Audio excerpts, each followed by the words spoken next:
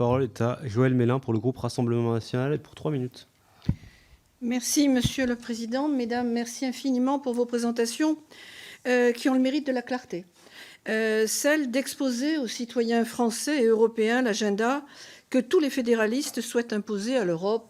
Cela apparaît clairement. Vous le dites en plus de manière franche et directe. En effet, confrontés à la paralysie politique et institutionnelle de l'Union européenne, qui, il faut bien le dire, croule sous le poids de ses contradictions et des intérêts nécessairement divergents des États membres, les gouvernements français et allemands espèrent se relancer à travers vous et ce rapport des 12.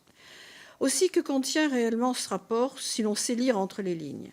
D'abord, l'objectif affiché est, je cite, « de formuler des propositions afin d'améliorer la capacité d'action, préparer l'élargissement et renforcer l'état de droit, la légitimité démocratique de l'Union européenne ».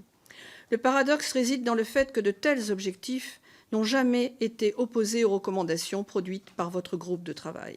Celui-ci propose pêle-mêle de contraindre un peu plus encore les États membres qui défendent leur souveraineté en imposant le principe des ressources propres qui rendent les États membres dépendants de la Commission.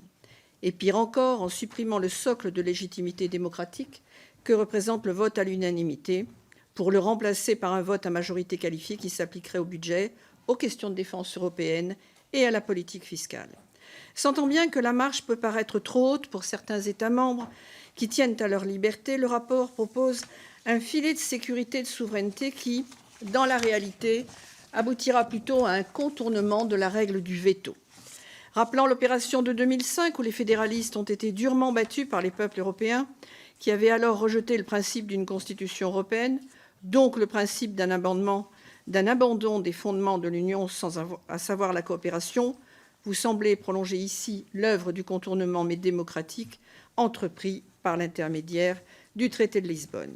En conséquence, sachez que notre groupe, le Rassemblement national, s'opposera, comme ça a toujours été le cas, à toute réforme accordant plus de pouvoir et de compétences à l'Union. Nous refusons catégoriquement les ressources propres et les sanctions envers les États membres. Et nous réaffirmons bien évidemment la supériorité du peuple sur vos tentatives technocratiques, cela va sans dire. Un référendum est une obligation morale pour toute modification des traités. Et surtout, si vous-même voulez réellement relancer la légitimité démocratique. Alors ma question, nous voulons, nous, ces référendums. Ma question, quand et comment utiliserez-vous le référendum ? Seule expression populaire. Je vous remercie, mesdames. Merci.